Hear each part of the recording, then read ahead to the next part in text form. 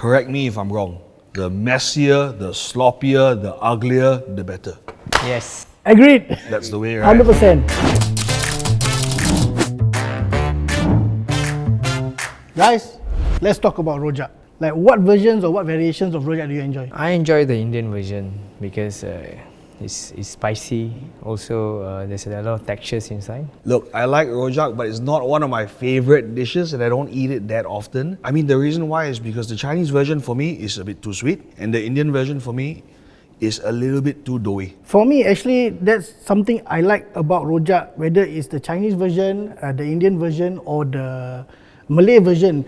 And even when you were to travel and try other different versions of rojak, right, there's always some small change that they make to suit the local taste. I have a hard time choosing between my favorite. I'm okay to eat any type of rojak anytime. It's one of my go-to dishes when I just want something that's tasty, familiar flavors. So, for both of you, which is favorite part of rojak in Singapore? The joy I find from eating Indian rojak is, number one, the variety of things that we can select, all the fritters, where I always take potato, I take beef lung, I take the coconut fritter, I take the vade with the prawn, and they will fry it and it gets crispy. And I think for me, the key is the gravy. Can we talk about the origin of rojak? Rojak does not come from Singapore. I mean, the roots of rojak trace back to Java. Have you guys had rojak in Indonesia? No, I haven't had the pleasure. I've had rojak in Malaysia, for example, but never the ones in Indonesia. I've heard a lot about them, but I haven't had the pleasure. But they sound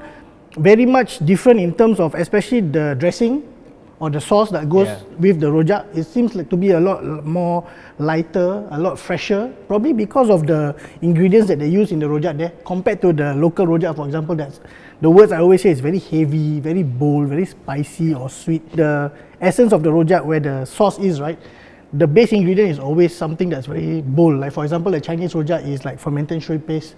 For Indian rojak, it's more on the spicy side with nuts, with sweet potato, for example. So the texture is also very different. So I think rojak really lives up to its name. Like you said, we don't really know the true origin, but it seems to be a big mix of a different cultures from everywhere. Do you guys have any like core life memories that revolve around a rojak? I think for me, my first encounter when I was studying secondary school, and then this auntie who sells rojak in a push cart. It will be in a small plastic bag, so she'll mix everything, put inside. I think a week at least I will eat 3 or 4 times. When I was growing up, the first version of rojak that I was introduced to was Chinese rojak. And yeah, sometimes in Singapore we also have, nowadays you can't find it anymore, but there'll be somebody on a pushcart or a bicycle, and they'll shout, rojak, and rojak guy is here, I'll go down and buy. But we'll buy it in a box and I'll bring it back up, and the whole, like you say, it's a communal thing. The whole family will eat because there's something for everyone to enjoy, whether you like the turnip or the pineapple, or like me, you like the youtiao. I really feel that somehow rojak has become quite an important part of my journey when I was exploring food in my younger days. If I think back on my earliest experiences with rojak and rojak, how it appeared in my childhood, I took swimming lessons at a community pool. I don't know, like every time I finish swimming, I get out of the pool, my mom would order rojak. I'd sit there and pick at the rojak and I was like wishing I was eating chicken wings instead. I was wishing she ordered the chicken nuggets instead. And I'm just there like wow, what's this? And I'm just picking at the youtiao because it's the only crunchy thing there. My dad would tapao Indian rojak quite a lot. My dad is a big fan of Indian rojak. So as a young kid, I mean, nothing else to eat, I'll just join him and eat lah. I haven't met someone, even the people who say that, oh no, I don't want. In the end, they still like take one or two pieces, and it's inevitable if you ask me. I say I don't like it that much, but honestly, if you put a plate here and here, I would fight you for the last youtiao. Last youtiao. Fight you. I would have whacked all the youtiao first, guys.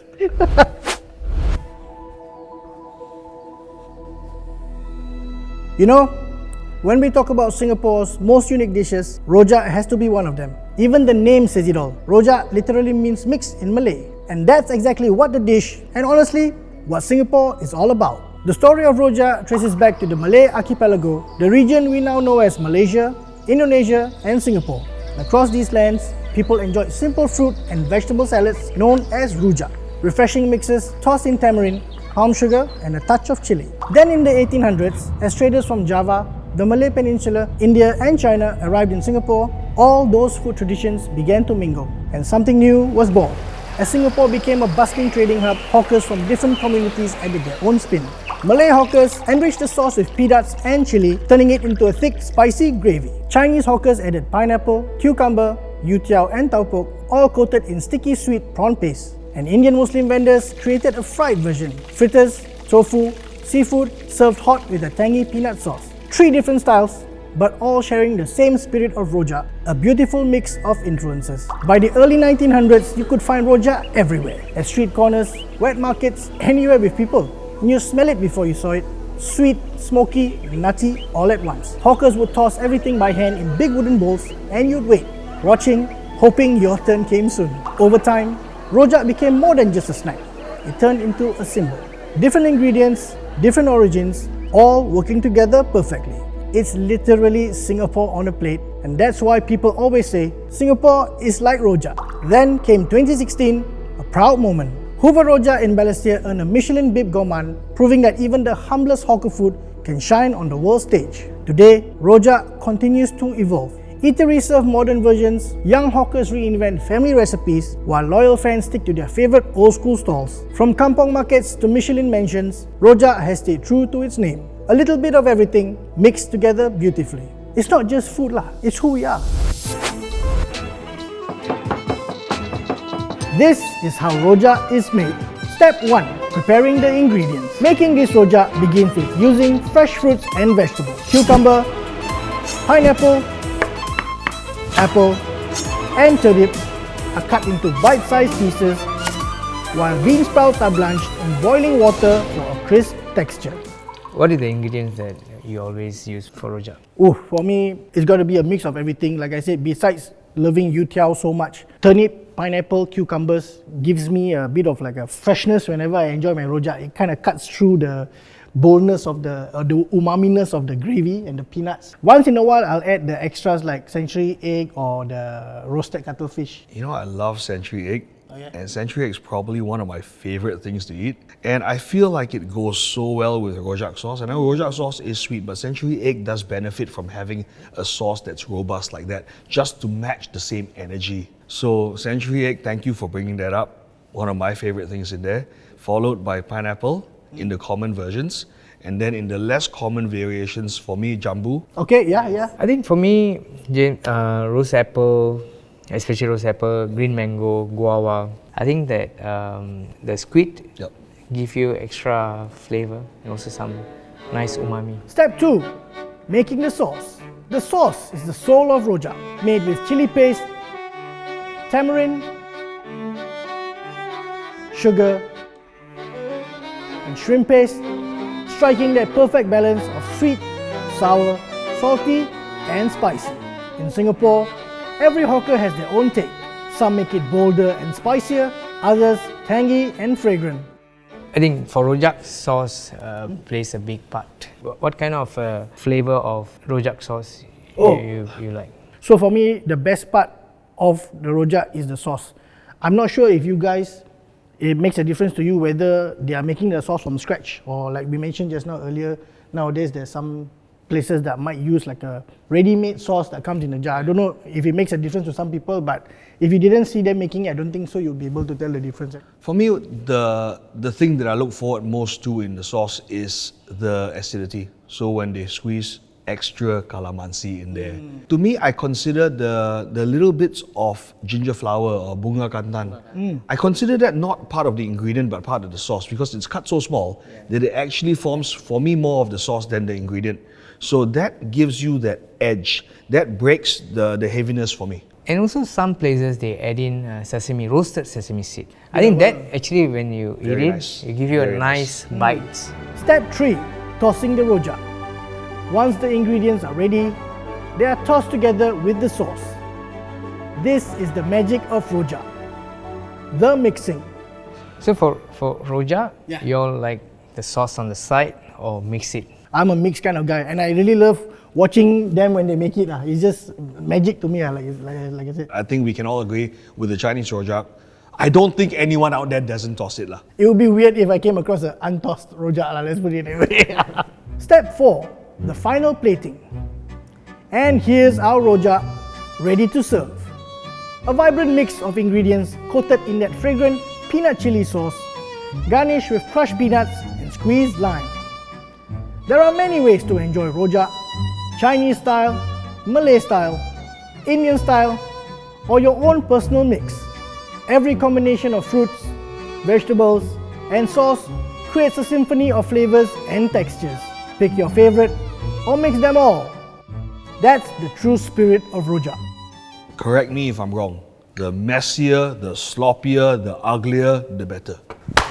Agreed. That's the way, right? 100%. If you get something that looks too fancy, like the chef arranged the pieces here and there, It's not rojak. put a bit of garnish like that, Nah.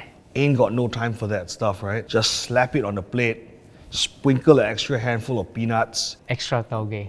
The messier the better lah. I'll put it that way lah. I mean, there's just something about seeing it all glistening with the gravy, and they'll put a heap of crushed peanuts on top for extra crunch,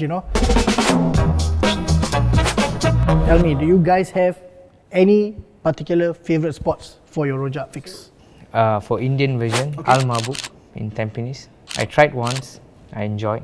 When I'm in Singapore, if I'm ever craving for rojak, I'm a simple guy, I'll just have it wherever it's close to me.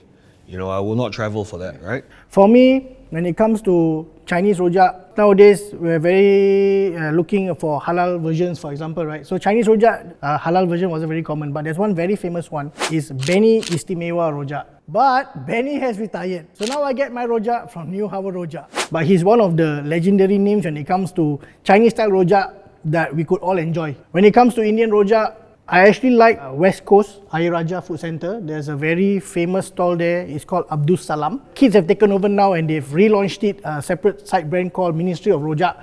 But basically the quality of the Indian rojak there is my favourite because of the gravy, and it's very accessible because they have a few locations around Singapore. Guys, I was thinking a lot about the future of rojak and how it has evolved or will evolve in the future, but the more I thought about it, right, at least in the local sense when it comes to rojak, right, it hasn't really changed much since I remember having it when I was younger. It's like the rojak I had then is pretty much the rojak I have now.